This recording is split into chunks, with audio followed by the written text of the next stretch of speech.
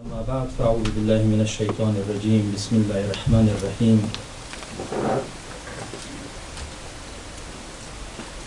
زما مشرانو عزیزانو محترمو مېلمنو استادانو ډاکټر صاحبانو او خاصتا د سټیج مشران وروڼه د ټولو نه په مننې سره چې زحمت مې ایستلی او دا ستره غونډه م ترتمیه کړې ده. یقینا ستاسو موجودیت، ستاسو راتګ، ستاسو اخلاص او هلې ځلې د قدر وړ دي. زه فقط دوه خبرې کول غواړم. یو، د احسان جان نه ډېره مننه کوم چې د صدو تورتم او د پیړیو تیارو په مسیر کې یوه ځلانده شمع روښانه کړه او د لروبر.com پرانستنې وکوله. یقینا چې په خپل نوع کې، په خپل ذات کې دا یو ډېر ستر ابتکار او د دې مظلوم ولس لپاره یو ستر کار و. الله تعالی دې دا ستر عمل په حسناتو کې حساب کړي او خدای دې موږ تاسو ټولو ته توفیق راکړو چې د همدې یوې شمعې د ځلانده شمعې په روشني کې د دې قوم سرنوشت او مسیر وټاکو. موږ په غرب کې اوسېږو، په اروپا کې اوسېږو، له وطنه په زرهاو کیلومتره لرې او له ډېر سخت چلنج سره مخامخ یو. دلته هر څه پردي دي، موږ هم پردي یو، زموږ ماحول شاوخوا هر څه پردي دي. د پردو په منځ کې ژوند کول څه اسانه کار نه ده. د اغیارو سره اوسېدل څه معمولي خبره نه ده. هره شیبه، هره لحظه په کوڅه کې، په مکتب کې، په لاره کې د چیلنجونو او ستونزو او پرابلمونو سره مخامخ کېږي. پکار دا وه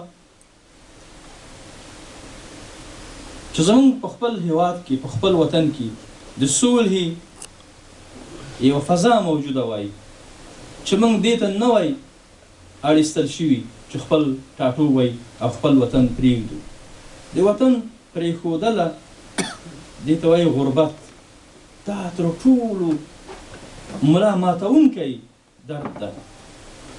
رسول الله صلی الله علیه وسلم چې د خدای په امر د خپل کلي، د خپل ښار، د مکې پرېښودلو ته اړ شو، کله چې د عزیزي نه مخکې په غره باندې اوښت نو شاته یې وکتل او په سترګو کې اوښکې راغلې. ویلې چې ای مکې، په الله مې د قسم وي چې ډېره راته ګرانه یې او که د خدای امر نه وای کله به مې هم نه وي پرېښودلې. د کلي او کور پرېښودل اسانه کار نه ده. یو خو دا درد چې مونږ کلی پرېښی، وطن هم پرېښی، کور هم پرېښی.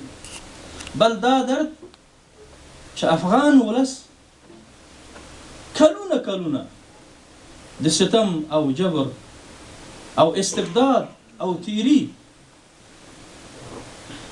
او د مختلفو امراضو او مرضونو په واسطه باندې دومره ټکول شوی ده چې نن د دې قوم هغه پاک احساس، هغه د تاریخي هویت، د نیکونو او د پلرونو لوړې و هسکې شملې له خاورو سره یو شوي دي.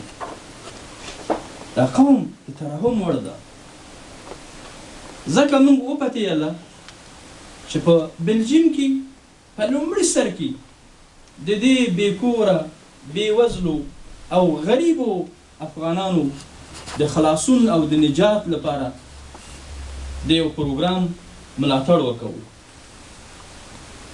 پر دې بنیاد د لروبر افغانانو مشران په جماعت کې راغونډ کړل او دا درد په منځ کې واچول او د مختلفو پیشنهادونو او طرحو نه وروسته دې توافق ته ورسېدلو چې یوه ټولنه باید جوړه شي.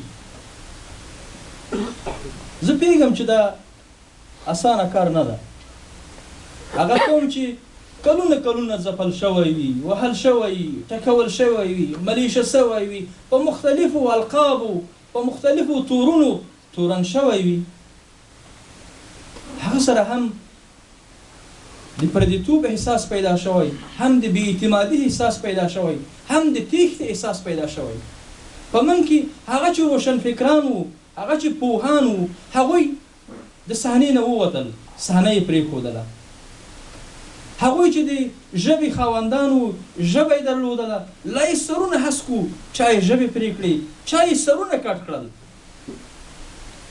لاوارثه ملک پاتې شو.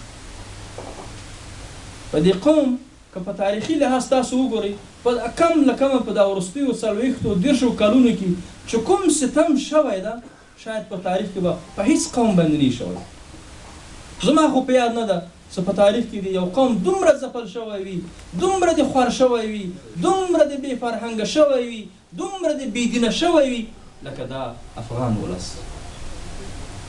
نو ځکه یو ډېر سخت کار ته موږ ملا تړلي او ستاسو ټولو مرستې، ستاسو ټولو همدردي او ستاسو ټولو کومکونو ته ضرورت لرو. دا زما یو ډېره لویه ارزو ده او د هر پښتون، د هر افغان او د هر مسلمان او بلکې د هر انسان ارزو ده چې خپلواک وي، مستقل وي، آزاد وي. ازادي یو ستره نعمت ده.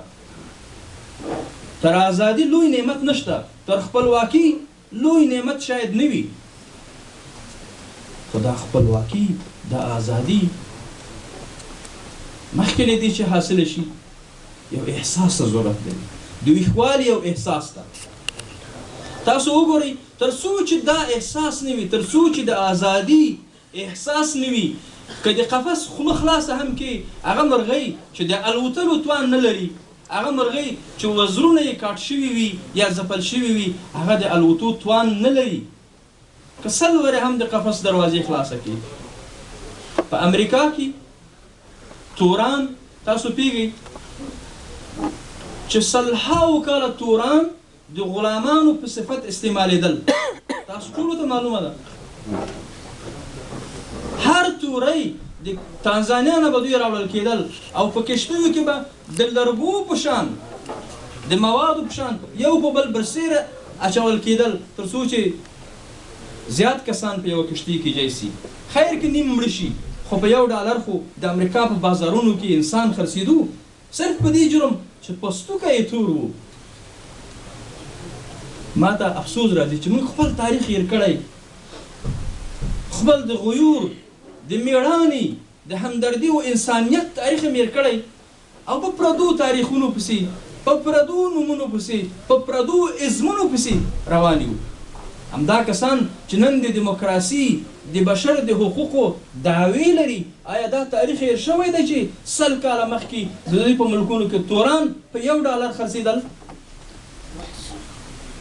هر تور، هر توره تور پوستکي د مغازې د مخ نه به تېرېدل، په مغازه به لیکل شوي وي توری او لرې له مخه سپی، حق نه لري چې دې مغازې ته ننوځي، توری او سپی. او دوی به ورته کتل او لار به یې کږه کړله، نه به ورتلل. دا احساس ورسره نه و چې دا موږ توهین شوي یو، توهین کېږو. تر څو چې ډاکټر مارتین لوتر کینګ پیدا شو. لوتر کینګ و چې تورانو ته احساس ورکو چې ته انسان یې، ته امریکایی یې، ته د بل امریکایی سپین په شان باندې د مساوي حق خاوند یې. بیا کله چې دوی ته احساس پیدا شو، بیا دوی راویښ شول، بیا اعتراض وکړو چې دا ښار د دې مغازې نه لرې کړئ.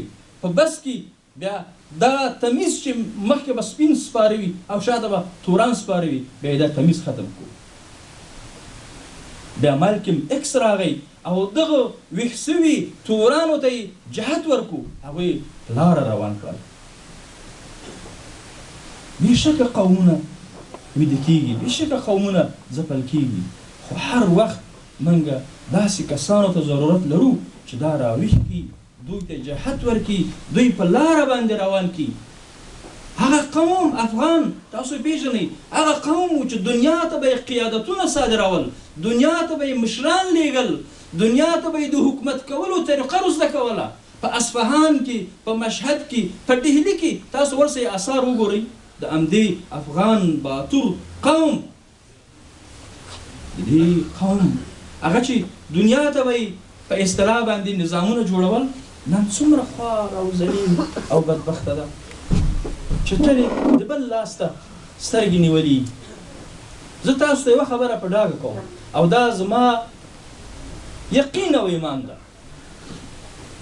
هیڅوک که امریکایی ده که اروپایی ده که پاکستانی ده که ایرانی ده که چینایی ده که جرمنی ده موږ نشي آبادولی تر څو چې موږ خپل ځان آباد نه کړو.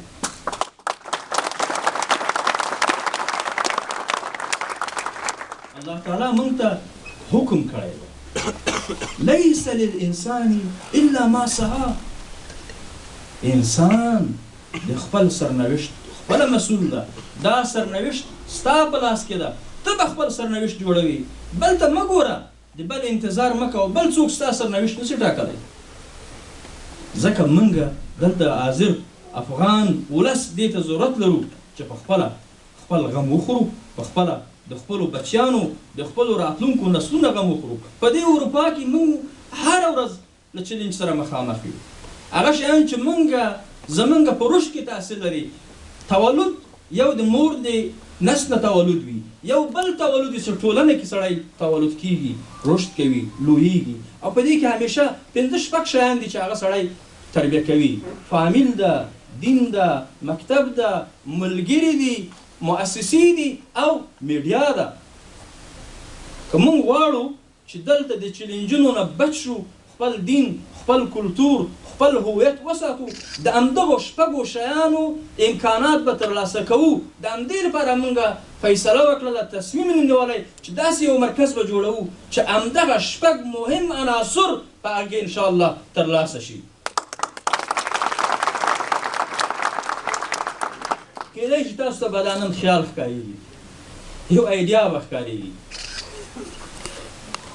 خو هر اوږد مزل په لومړي قدم سره پیل کېږي. چې څومره هم مزل اوږد وي، چې یو قدم واخلي مزل دې لنډ کړو، دوم قدم اخلي، دریم اخلي، خو که ځای په ځای ولاړ وي، که څومره هم لنډ مزل وي، مقصد ته نه رسېږي. موږ صحیح ده د مزل په ابتدا کې یو، لومړي قدمونه اخلو، خو یقین در کوم چې دا قدمونه به خامخا دا ولس که زه نه یم، زما بچیان به دې ارمان ته رسېږي.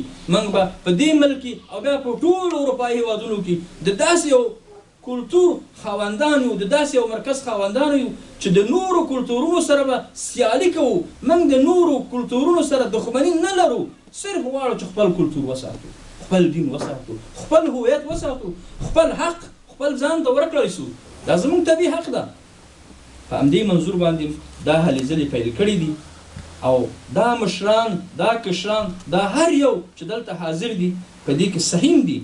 که د دوی هلې ځلې نه وای، د دې باوري صاحب، عابد جان، د دې نورو مشرانو چې مخکې ویناوې وکولې، که د دوی هاند او هوډ نه وای، موږ به نن دلته نه وو غونډ شوي. زه د دوی ټولو نه مننه کوم او ټولو ته یقین ورکوم چې دا پروسه او دا پروژه به انشاءالله په مخ باندې ځي. په اخر کې زه دوه خبرې کوم. موږ خو ډېر کوشش وو، تقریبا 3 میاشتې شاوخوا راټولېږو، بحثونه کوو چې څنګه یو داسې منشور جوړ کړو، یو داسې اساسنامه جوړه کړو چې هغه یو سرمشق وي د نورو لپاره هم. بېشکه دا اولین وار ده چې لر او بر افغان سره یو ځای کېږي. تر اوسه پورې دا کار نه ده شوی. په دې اساس باندې دا یو ستر تاریخي تحول ده، یو ستر تاریخي تحول.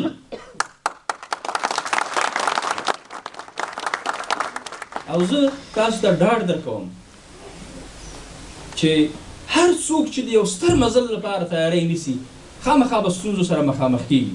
ستونزې به وي، حریفان به وي، رقیبان به وي، دښمنان به وي.